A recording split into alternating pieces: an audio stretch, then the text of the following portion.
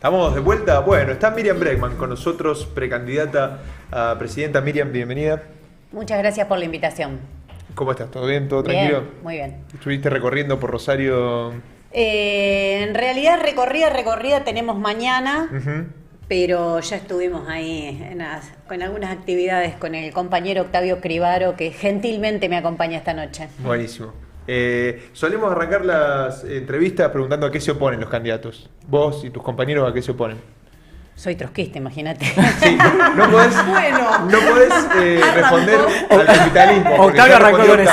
Iba a decir eso, no vale. el capitalismo, al machismo, a un montón de ismos se me ocurrían en principio. A ver cómo te lo puedo contestar de otra manera. Entonces, centralmente sí, somos una fuerza anticapitalista que pelea por el socialismo, que pelea por reorganizar la sociedad de abajo hacia arriba y nos oponemos a seguir en este estado de cosas, no es necesario irse tan lejos.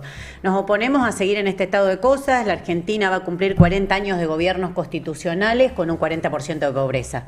Entonces esa cifra creo que resume el enorme desafío que la izquierda tiene y que no es electoral, es un desafío político profundo de construir una alternativa de clase que obviamente se expresa en las elecciones, pero que va mucho más allá, que como se vio en Jujuy no es algo para el futuro. El ajuste ya llegó, está pegando muy fuerte y en los partidos tradicionales se están definiendo cómo va a ser, si en 100 días, si en 100 horas, si en cuotas, si a poquitos, si suavecitos, si hablando en chino o hablando en inglés, pero el ajuste ya está. ¿Qué no harías siendo presidenta? Todo, va a ir un pimponcito por la negativa, después te dejamos de molestar. Que no. Sí. ¿Qué no haría? Creo que la clave nuestra es precisamente, no haría nada que beneficie a los poderosos. La clave nuestra es, como te dije antes, reorganizar el país sobre otras bases, de abajo hacia arriba, en forma democrática, planificando la economía. No tomaría ninguna decisión en forma individual. Mira, te lo puedo decir así, porque nosotros creemos en una organización política totalmente distinta. Y la última del pimponcito es si sentís que en algún momento en tu carrera política o en tu militancia te comiste alguna curva. Soy una persona con un carácter un tanto... No sé si comerme alguna curva, no sé, lo tendría que pensar más. Bien. Pero no tengo nada de qué arrepentirme y eso me parece que ya es un montón, ¿no? Un montonazo. En la política argentina. Bien. Miriam, el domingo pasado fue la inauguración del gasoducto Néstor Kirchner, sí. Con todas las implicancias que eso tuvo. ¿Cómo le parece a tu espacio que debería gestionarse toda esta nueva aparición y toda esta nueva posibilidad de los recursos naturales en Argentina, ya sea el caso del petróleo, en este caso, el litio, el cobre? ¿Cómo te parece que debería darse esa gestión? Mira, es una discusión muy difícil. ¿Por qué es difícil? Porque una cuestión es cómo la presentan y otra cuestión es cómo es en realidad. Yo estuve en el 2013 con mi compañero Raúl Godoy en la marcha en Neuquén, cuando se aprobó el acuerdo con Chevron, cuando Vaca Muerta era el futuro, año 2013. Fíjense la cantidad de años que pasaron. Y en ese momento, fue una represión feroz a quienes estábamos allí acompañando, las comunidades mapuches que habían ido a protestar por lo que significaba para su territorio la llegada de Chevron y el fracking, y la promesa era que así iban a tener gas todos. Hoy la comunidad Añelo, la comunidad más cercana a Vaca Muerta, que he ido varias veces a acompañar ahí a Los Campo Maripe, a la comunidad mapuche que vive en la zona, he ido a acompañar sus protestas, a escuchar sus reclamos, siguen todavía sin gas. Entonces, con el gasoducto me siento como repitiendo esa misma historia de hace 10 años. Primero porque hay una cuestión ambiental que no se puede obviar, que todo esto lo estamos haciendo en base a fracking, ¿no? Un método repudiado en la mayor parte del mundo, porque el método de la fractura, que significa el fracking, es no solamente altamente contaminante, sino que lo hemos comprobado, hemos presentado informes y demás en la legislatura provincial y en el Congreso Nacional, el aumento de la actividad sísmica en la zona. Y si yo les pregunto cuál fue el beneficio que dejó en estos años Vaca Muerta, difícilmente me lo puedan definir. No dejó gas para los habitantes de la zona, no dejó grandes reservas y el Banco Central entras pateando los lingotes de oro, porque fue una gran manera de conseguir reservas para el país.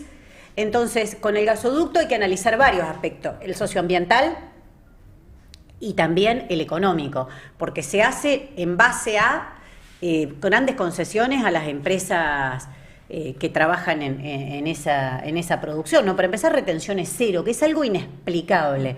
Yo creo que una de las grandes concesiones al neoliberalismo más profundo que ha hecho el kirchnerismo en los últimos años, retenciones cero. Piensen que la crisis más grande, ¿no?, tal vez que tuvo el gobierno de Cristina Fernández de Kirchner fue alrededor de una discusión de retenciones por la soja.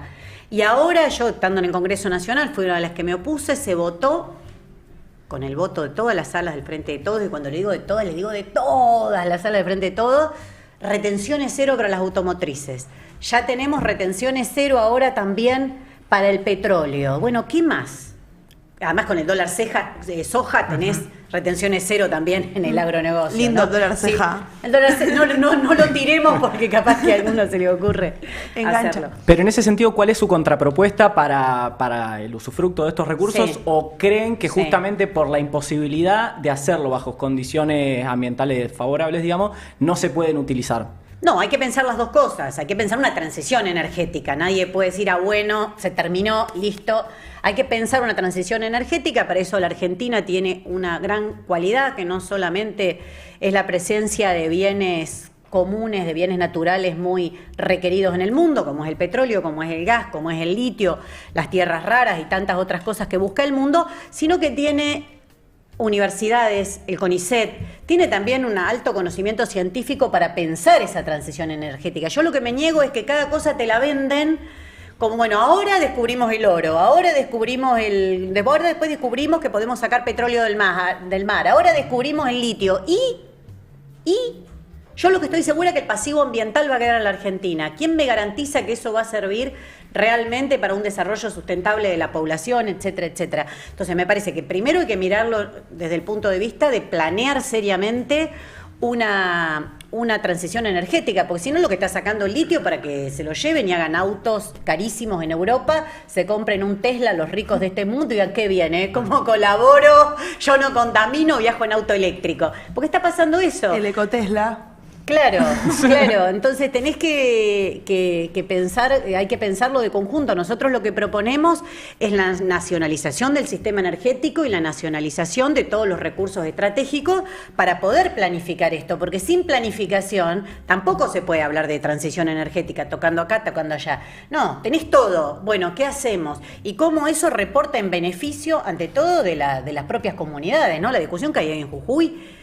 Realmente la lucha que están dando las comunidades originarias es importantísima, porque sacaron a la luz que toda la Constitución de Morales era un chamullo, decía que era para defender los derechos de las mujeres, no sé, cosas bastante increíbles en boca de Gerardo Morales, pero sacaron a la luz que en realidad lo que estaban discutiendo es las riquezas que hay bajo el suelo, que el que las descubre dice esto es mío y se lo queda, una serie de engaños que vienen de toda una legislación de los años 90, incluida la propia Constitución del 94, donde está todo armado para que Argentina sea cada vez más una economía primarizada y que en el mundo te toque, entre la división mundial del trabajo, te toque aportar mano de obra barata y recursos naturales, como se les dice habitualmente, aunque nos oponemos un poco a llamarlos así. Bueno, si no rompes ese esquema, todo lo demás... Miren, estuvimos el cuentito de YPF estatal, 51%, y ustedes viajan baratísimo, no sé si alguno tiene auto... Moto, combustión interna.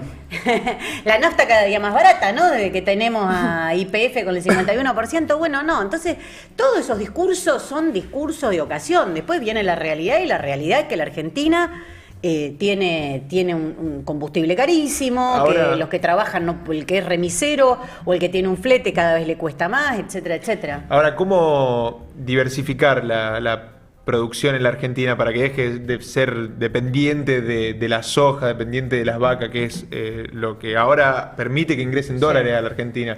Porque un peronista te diría, exportamos un montón de dólares del petróleo, del litio, de la soja, de las vacas, para poder fortalecer la industria. Sin dólares eso no se puede hacer. ¿Ustedes cómo lo harían si no a través de las materias primas? Yo a ese peronista le mostraría un cuadro de a dónde se van los dólares en la Argentina y seguro que lo convenzo, porque están yendo a pagar la deuda, los acreedores privados y a 3, 4 curros más. Pero que generan dólares es innegable, digamos. Claro que generan dólares. Mirá, durante el gobierno de Alberto Fernández, 48.000 millones de dólares, superávit. No hay un dólar en el Banco Central. Entonces el problema no es que no se generan dólares, el problema es que hay unos pocos que se lo apropian. Los famosos 4 vivos de Cristina Kirchner, pero los 4 vivos están más felices que nunca porque ahora se quedaron con el gasoducto, esos 4 vivos, ¿no? O Roca debe ser uno de los 4 vivos, me imagino, intuyo, me parece. Entonces, o rediscutís de conjunto, o son todas discusiones aisladas. Dólares entraron, tenés razón, no faltaron dólares. Y ustedes lo saben, las cerealeras radicadas en esta zona son uno de los grandes actores que manejan la entrada y salida de dólares del país. Y precisamente Rosario no se caracteriza por haber erradicado la pobreza. A pesar de que tenés los principales actores económicos de la Argentina. Entonces, o discutís de conjunto el destino de esos fondos, para qué sirve, o se van a seguir enriqueciendo unos pocos. Pero ¿cómo pasar a dejar de ser un país primarizado en su economía? Sí, lo primero que hay que hacer es romper con el Fondo Monetario, porque el Fondo Monetario no te da un préstamo, no es un prestamista, que es otro tipo de estafador. El Fondo Monetario es un estafador muy particular que lo que tiene es un mecanismo de dominación. Entonces vos hoy lo que estás haciendo, Massa yo siempre digo que ha adquirido una virtud que dice lo que piensa casi, ¿no? Lo decís por los dichos del prestamista y eso. No, ¿qué dijo que era para pagarle al fondo? Que se necesitaban dólares para pagarle al fondo, que cuando mandó el presupuesto, que lo votaron todas las salas del Frente de Todo, al Congreso Nacional, fin del año pasado, el presupuesto para este año, dice que todo lo que se discute en el presupuesto nacional es para pagarle al fondo. Entonces, todo esto de los dólares o el destino económico de la Argentina está atado al rol que te dan, que es que seas una economía primarizada y que tengas que rematar todo, vender todo, si contaminás en el medio, si dejás poblaciones sin agua en el medio, a nadie le importa, porque tu objetivo es pagar la deuda y eso no importa cuánto cueste. Entonces, creo que lo primero que tenés que hacer para pensar realmente una planificación totalmente distinta es romper con el Fondo Monetario, romper esa atadura económica que hoy marca el destino económico del país centralmente. Después tenés un montón de cuestiones más, ¿no?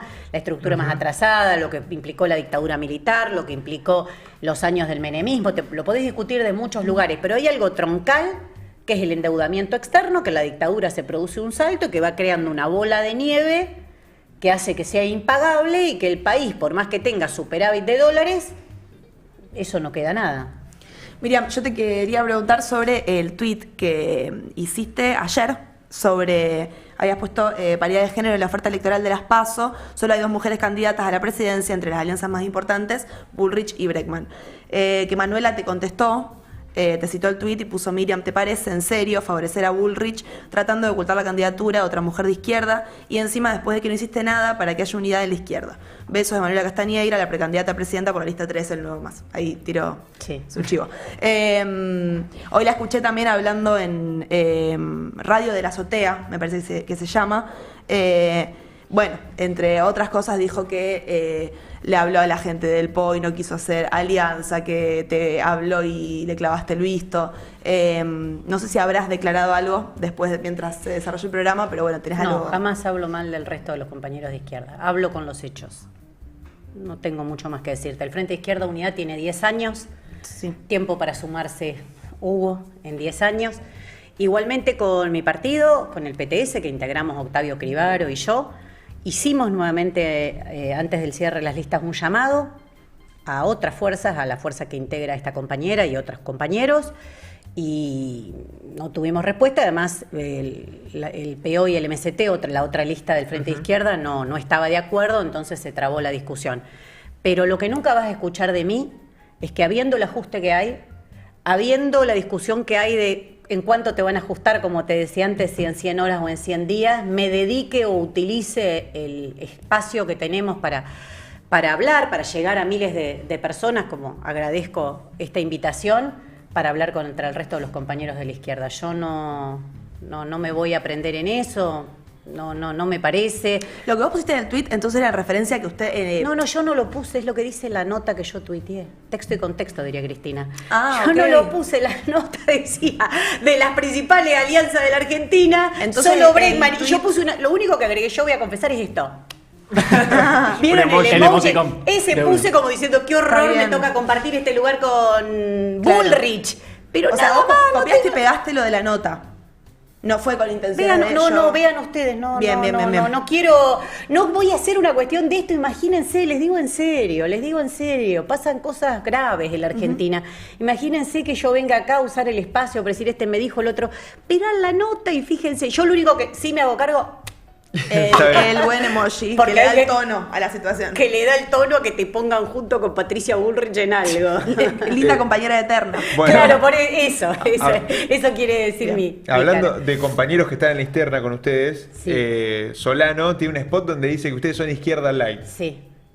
No es para confrontar con eso, pero ¿cuáles son las... Ya No te es para que le contesté respondan. recién, te pero contesté recién. ¿cuáles son las Copió y diferencias? pegó. No, chicos, no. No es por la chicana, pero ¿cuáles son las No, no es diferencias? una chicana.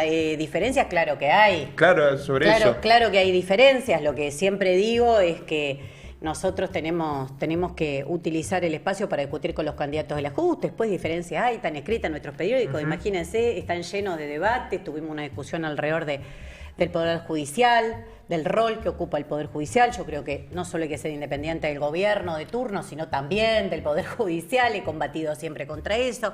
Hay varias discusiones en ese sentido, pero creo que a veces hemos ido en lista comunes, a veces hemos ido en esta ocasión y en otras, en 2015 fuimos a paso y elegirán cuáles quieran que sean los candidatos. Yo, de nuevo, hablo con lo que hemos hecho siempre.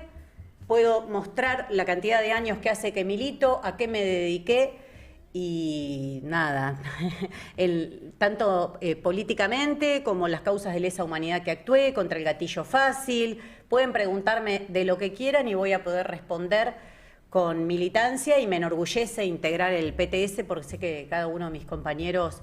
Y además las listas que tenemos en esta oportunidad con los compañeros también de Izquierda Socialista, como el Pollo Sobrero, como Jorge Adaro, que es el docente perseguido por Soledad Acuña en la Ciudad de Buenos Aires. Bueno, hablamos también por qué compañeros pusimos al frente de cada una de las listas como referencia de las peleas que queremos dar. Miriam, en 2019 Alberto Fernández hizo campaña, no te tenés que hacer cargo de lo que dijo Alberto ni nadie bueno. acá nosotros. Alberto Fernández hizo campaña diciendo que iba a haber una Argentina más federal. Ahora nadie se toma el trabajo, por Sí. supuesto que eso no sucede, ahora nadie se toma el trabajo. Sí. Vos que sos precandidata a presidenta, y se lo preguntaríamos a todos los que Sí. pudiéramos entrevistar, ¿qué podés decir sobre las desigualdades territoriales que hay en este país? Y bueno, la coparticipación fue una gran discusión. La coparticipación fue una gran discusión. Pero te das cuenta que se maneja absolutamente... bueno, ahí tenés un gran rol del Poder Judicial, en ver a quién se favorece y a quién no. No sé, no me acordaba eso de Alberto Fernández, pero me parece que al tener una economía ordenada, como el punto 1, página 3 del presupuesto de Sergio Massa, la prioridad es pagarle al fondo, qué sé yo, todas las demás necesidades que puedan tener más o menos una provincia, me parece que queda en un lugar completamente secundario. Fíjate que vos no estás discutiendo si Vaca Muerta queda en Neuquén, el litio queda en Jujuy. Es como que se mira a la Argentina, como dijo Massa, es una torta, la cordillera es una torta, y estamos viendo quién se lleva el pedazo. Me parece que hay una discusión más profunda que es que vos tenés un condicionamiento económico exterior que está dominando todo. ¿El sistema político no te parece que favorece mucho, más allá de que en la Constitución diga que es federal, es extremadamente unitario, centralista? De hecho, lo vemos en los candidatos. ¿Qué cosa ven en los candidatos? A ver. No vemos candidatos desde el interior, prácticamente. En las fórmulas. En las fórmulas. Sí, puede ser, sí, que el famoso dicho Dios atiende en Buenos Aires no surgió porque sí. ¿Por qué no está Octavio? Ahí. Bueno, vamos a analizarlo. Hoy... Claro. Hacen de última una en Roque. Sí, o puede con venir Lozada a Rosario y listo, se resuelve. Acá en el chat están preguntando, ¿qué opinas de Cristina? Dice el chat, yo no sé. Sí. ¿Qué opino de que no, es una líder política que me parece que sigue teniendo una gran influencia en el peronismo y sirviendo de antagonista en esta grieta tan funcional a las dos coaliciones mayoritarias, ¿no? Así Cristina diga, bueno, me quiero quedar en mi casa, igual kirchnerista, se va a escuchar todo el tiempo, porque me parece que hay una grieta que le es muy funcional a las dos coaliciones. En algún momento se llegó a hablar de que con la aparición de Milei y demás, no sé qué, pero se ve que se acercan las elecciones y las dos grandes coaliciones vuelven a antagonizarse, aparece Cristina, aparece Macri del otro lado y vuelven a elegir la polarización como el único método de consolidar sus bases, ¿no? Porque me parece que ante el fracaso todavía muy vivo de lo que fue el desastroso gobierno de Mauricio Macri, el fracaso presente del gobierno de Alberto Fernández y el Frente de Todos, no hay grandes proyectos que enamoren, no hay grandes ideas que enamoren, entonces la polarización cumple ese rol de votame a mí porque si no el otro es peor que yo para cada uno de los dos electorados, ¿no? ¿Y qué te parece, o mejor dicho, qué balance haces del Frente de Izquierda tratando de superar esa polarización en ese sentido? ¿Cómo te parece que se puede superar para proponer otra opción electoral? Mira, es una pelea muy desigual ante todo, ¿no? Estás hablando con dos grandes aparatos que ahora se ven en carne viva por las internas, sobre todo en Juntos por el Cambio. Es muy difícil en el terreno electoral poder participar o siquiera de cerca con los recursos que tienen esas coaliciones, pero me parece que el Frente de Izquierda ha crecido en estos 10 años, ha mostrado ser una clara referencia y que cuando la situación se agudiza, como pasó en Jujuy en el último periodo, demuestra que la que está es la izquierda, la única. Aunque ahora vayas, hagas videito en Jujuy, cantes el carnavalito, mira, el carnavalito del gato, que es el que le canta a Morales, para ser más específica, no sé si lo escucharon, se lo recomiendo. La izquierda es la que estuvo, la izquierda es la que canalizó esa bronca, porque vos decís, ¿cómo Morales no supo leer, no? Cuánta arrogancia en creer que porque tenía un acuerdo con el peronismo, con el PJ, no iba a pasar nada, podía ir a una reforma constitucional y no iba a pasar nada. Y si vos mirás la izquierda, nosotros, el Frente de Izquierda, con mi compañero Alejandro Vilca a la cabeza, habíamos obtenido el 13% a pesar del fraude que nos hicieron en la provincia, casi el 14%, digo, y hablo de fraude, y vean mis dichos de ese mismo día y van a ver que denunciamos fraude ese día. En la capital de Jujuy, donde pudimos controlar un poco mejor los votos, obtuvimos el 18% de los votos. Entonces, había ya una expresión del descontento con las dos fuerzas tradicionales, se veía. Pero bueno, siguió para adelante porque total se habían puesto de acuerdo. Me parece que ahí se ve un poco que cuando la situación se pone crítica, cuando crece la movilización, cuando crecen las demandas por el salario, por las tierras, como está pasando en Jujuy, por las demandas originarias, el Frente de Izquierda es el que va a estar ahí. ¿Y te parece que puede ser una dificultad para el surgimiento del Frente de Izquierda como una posibilidad electoral, discursos y posicionamientos como el de Juan Grabois y Patria Grande? No lo he visto, no lo vi. No he visto que eso...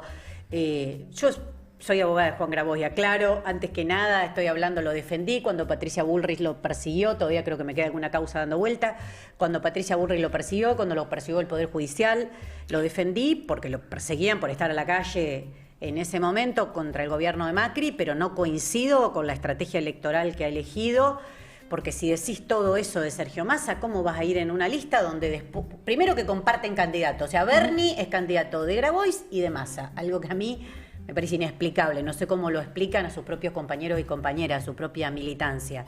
Y después que de octubre vas a ir detrás de Massa. Sin embargo, perdón, hay muchos peronistas que dicen lo voto a Juan en las PASO y a Miriam en octubre. No, sí, a mí también me lo dicen. Y bueno, pero por esto, porque hay gente que dice yo no voy a hacer el trabajo de legitimar a Massa y después llevar a Massa al gobierno, cuando ahora le diremos Sergio, pero Sergio es Massa. Viste que ahora es Sergio. Ahora es Sergio Tomás. Ahora es Sergio Tomás. Pero Sergio es Massa. Entonces, sí, yo escucho eso y me parece que son compañeros con los que hay que dialogar y hay que discutir porque realmente tenemos que combatir esa política. Massa, cuando te manda el presupuesto, te dice, este presupuesto es del FMI. No es que vos suponés que hay un eslogan. Te lo dice más de frente. Es explícito, primero porque es Massa. No sé, con Alberto Fernández se había creado esa idea de que era otro Alberto, que no era más el candidato Clarín, no me acuerdo ya cómo era. Le habían hecho firmar una solicitada contra el Fondo Monetario, no me acuerdo qué cosa. Entonces, viste, vos iba de la izquierda y decían, miren muchacho, que este hombre... Pero ahora me parece que está muy claro, y está muy claro cuál es el destino y el rumbo que va a tomar el gobierno, ¿no? Porque además Massa, como tantos otros, pero él lo hace muy explícito, han adoptado todos los dogmas neoliberales, todos. Que el problema del déficit es el gasto público, el gasto social, entonces la pusieron a Tolosa Paz con una tijerita a recortar las asignaciones sociales. El presupuesto nacional recortó solo para este año 600.000 millones de pesos en jubilaciones, recortaron en discapacidad, o sea, yo siempre llamo a hacer ese ejercicio de un tipo que se sienta en un escritorio y dice, a ver, tengo que ajustar para el fondo, ¿dónde corto? Y corta acá en discapacidad. No sé, es como un acto de crueldad humana casi, no solo política, ¿viste? Entonces me parece que está claro hacia dónde va. Si vos jugás ahí adentro, estás jugando ese juego y a Massa creo que hasta le conviene. Hasta le conviene tener a alguien que lo cubra y diga, viste, acá adentro podés hacer interna, podés discutir. En ese sentido, yo entiendo, digamos, su posicionamiento, su postura en base al Fondo Monetario Internacional y que su intención es romper. Ahora, un préstamo que fue tomado, un acuerdo que fue aprobado en el Congreso de la Nación, ¿cómo se hace operativamente para gestionarlo? Porque la deuda existe, digamos.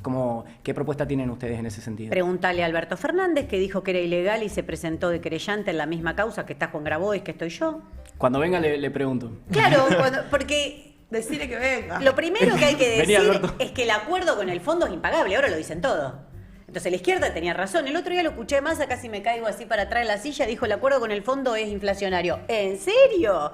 Cuando hace 2 años lo decíamos nosotros, que íbamos a todos lados con Nicolás del Caño diciendo eso, pero Miriam, de nuevo la izquierda con el Fondo Monetario, pero Miriam, de nuevo. Así que ahora el acuerdo inflacionario...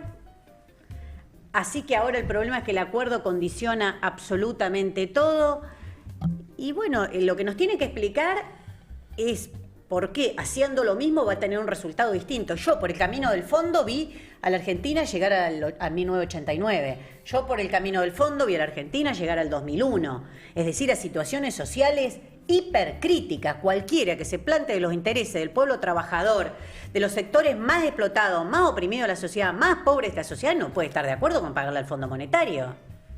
Que además todos nos dijeron que es ilegal, digo, porque hay un elemento que por ahí en otros momentos de la historia de la Argentina sí estuvo muy presente a la salida de la dictadura, quedaba medio perdido esto de la ilegalidad.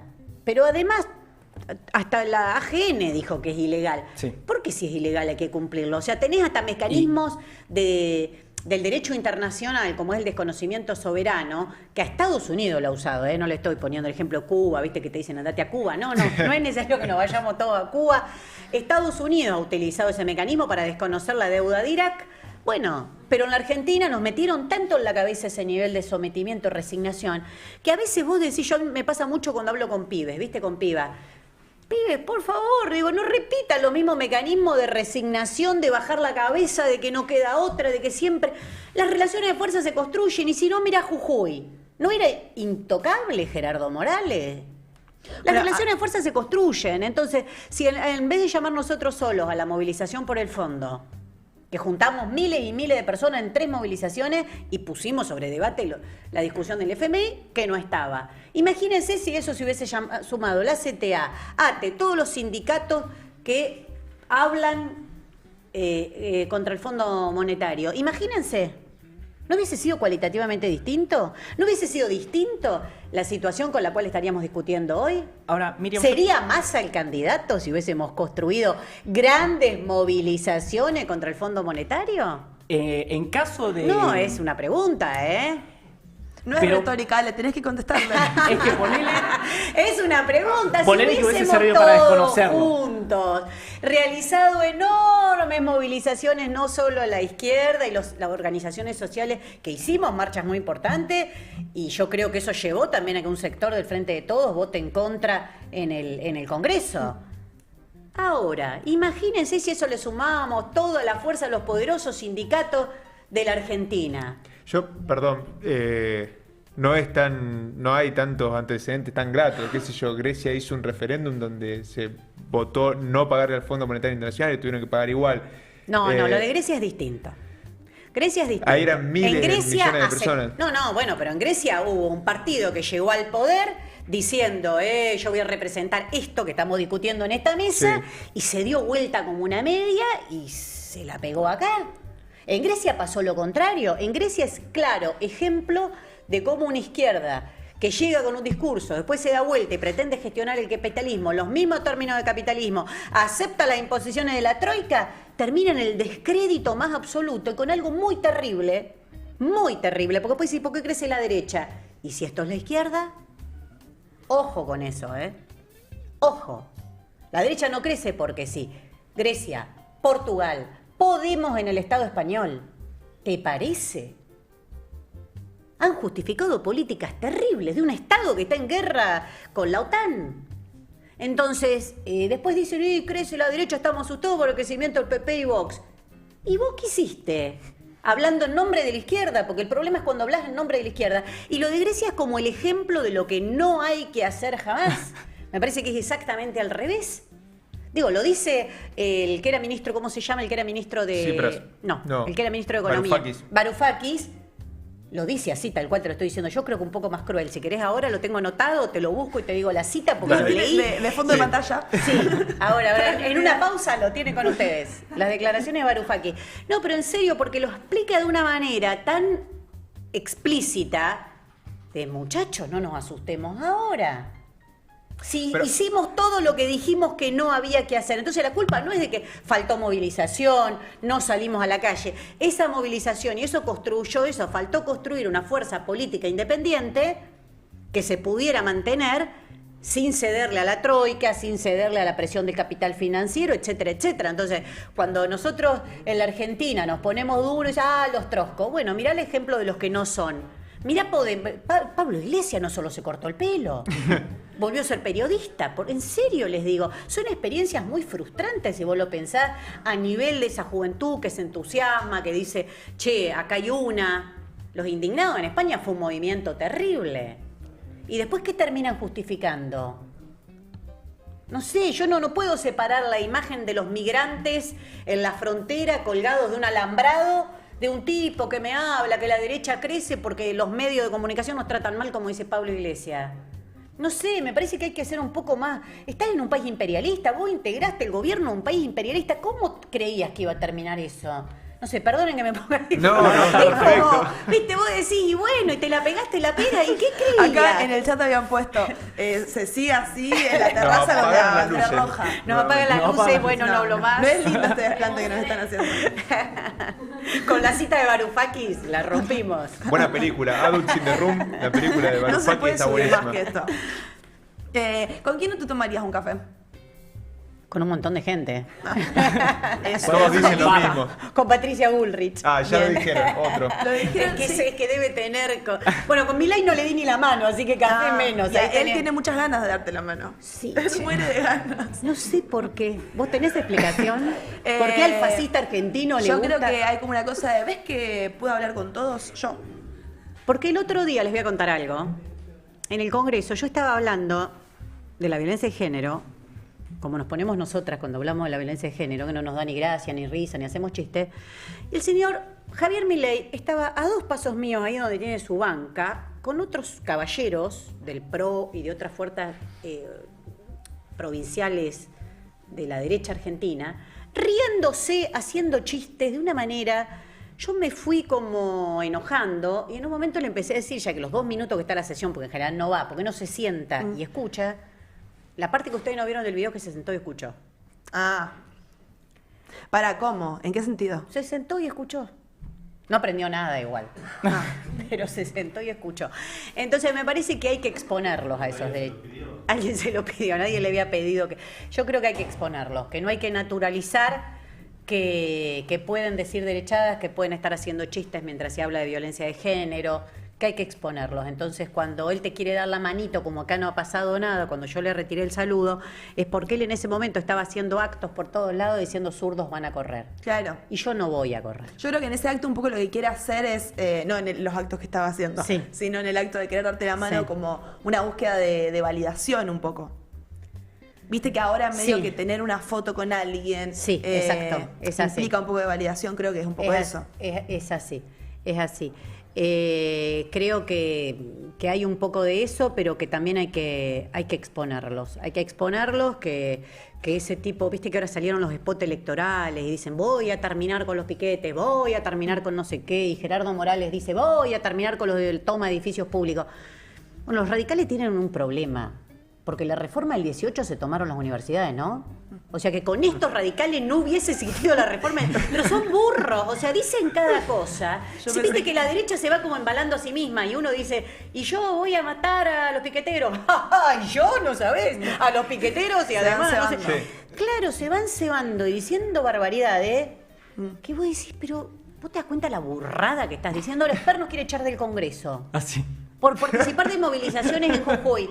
Pero si es para lo que nos votaron, la gente cuando nos vota, ¿qué va a hacer la izquierda? ¿Te va a acompañar?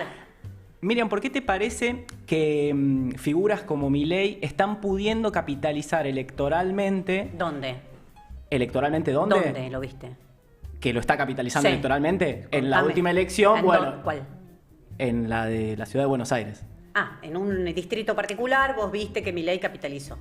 Supongamos que se mantiene No, yo o te prosigue pregunto dónde, la, porque la provincia por tendencia a nivel provincia que nacional. voy me dicen y les digo acá. Viste, en Tucumán les digo acá. No, acá Supongamos Musi que se hundió le- conmigo. Acá en Neuquén, no, el candidato tenía 14, Claro, con Milei sí, sacó es 8. verdad. En Jujuy, 3%. Yo te pregunto, ¿dónde? Porque si no repetimos... Un efecto Mandela. Supongamos que todas las encuestas tienen razón o alguna. Sí. Eh, Y que que lo además hagan de con- haber crecido mucho la ciudad Sí. de Buenos Aires, creció mucho electoralmente en todo el país. ¿A vos te parece que no hay una capitalización conceptual o electoral del descontento político de la sociedad con cómo funciona el sistema hoy en día por parte de Milei? ¿Te parece que no lo existe? No, tengo un pensamiento más dialéctico. Creo que... Me imagino. Sí, no. Te iba a contestar sí, no. Era muy fácil el chiste. No, mira, creo que se construyó a Milei para eso. Se construyó a Milei, un tipo que era un triste panelista de televisión, que lo veíamos quienes íbamos a Intratable gritar en una esquina, lo convirtieron en la alternativa contra la casta política. ¿Para qué? Para que el cuestionamiento que hay, lógico, entendible, a las condiciones a las que las dos grandes coaliciones gobernaron y han llevado a este país, solamente llega el cuestionamiento de esa dirigencia política, que a nadie se le ocurra cuestionar a los verdaderos dueños de todas las cosas, como decía Rodolfo Walsh, a los dueños de este país, los dueños del poder económico, del poder concentrado, bla, bla, bla, bla. Milei no habla contra los bancos, Milei no habla contra las cerealeras, Milei no habla contra el negocio de nada, de ningún negocio. Entonces, lo construyeron para eso. Creo que en un momento tuvo un pico muy grande, ahora hay que verlo. En las provincias no ha pasado. Hay que ver si en la elección nacional, con su figura, logra contener ese descontento, pero esa construcción de derecha es una construcción que le sirvió al Frente de Todos y a Juntos por el Cambio para correr la agenda política a la derecha. Entonces ahora no pueden decir, ay, cómo creció Milei, cómo crece la derecha. Bueno, flaco, si vos en nombre de lo nacional y popular aplicás un ajuste como nunca se vio, si vos en nombre de lo nacional y popular ajustás en discapacidad, volvemos lo mismo que estábamos hablando de Europa. No te asombres después que aparezca uno que dice los voy a prender fuego a todos, le voy a quemar la cosa central, y la gente diga, bueno, no sé, lo voto a este loco que por lo menos los putea al resto. Me parece que, como te decía antes, no hay que naturalizarlo, había que darle pelea desde antes, no ahora que faltan 3 días para las elecciones, y que las pibas para mí son las que más claridad tuvieron siempre, porque me llegan todas las anécdotas de las escuelas donde les discuten a los pibes, mira, vos no podés votar a este tipo que está en contra de nuestros derechos, así que viva las pibas y abajo los oportunistas que le dieron tanto aire a un tipo como Milei, que niega nuestros derechos, que tiene posiciones económicas que van a llevar a miles a la pobreza extrema, como la dolarización, etcétera, etcétera. Miriam, muchas gracias por venir. Ah, ¿se terminó? No, Yo, a ver, si vos te querés quedar, nosotros. No, como me lo dijeron que había quieras, un brindis, Miriam. no se entendí mal. Entendí mal. No, es el canal. Es conceptual. Arreglate con la conceptual. productora, que es ella. Ella nos dijo, ella fue La que productora de- que está haciendo señas. Ahora- decir algo? Ahora con la cita de Varoufakis viene la productora. Podemos seguir hablando si quieren. A ver. No, chat no, está- todo bien. Hay muchísimas. Octavio preguntas. Cribaro dice que esto ya se terminó, que ya Dice está. Hay que ir a Ah, comer, claro. Más lo del hambre. Bueno. Yo pensé que era lo de irse con lo ganado, ya está, cerramos. Bueno, acá. espero que nos acompañen en estas elecciones. Realmente creo que hay que construir una alternativa de izquierda y que es mucho más que poner el domingo un votito en la urna o poner una cruz en una papeleta gigantesca como es aquí en la provincia de Santa Fe, sino que es una pelea más profunda y un mensaje político frente a todos los que proponen ajuste. Gracias por venir. Gracias. No, gracias a ustedes. Miriam Bregman, precandidata a presidenta. Ya me están haciendo señas porque antes de que se vaya Miriam quieren que haga un anuncio, y es que el domingo vamos a estar cubriendo las elecciones de las 20 horas y de paso invitamos a mucha gente que estará viendo este programa por primera vez porque hay números desopilantes. Sí, números que nosotros estamos. Sí, sí. ¿Qué está pasando? A seguirnos en todas nuestras redes y a quedarse el resto del programa y a mirar la cobertura del domingo. Bueno, hacemos un corte y cerramos con el programa.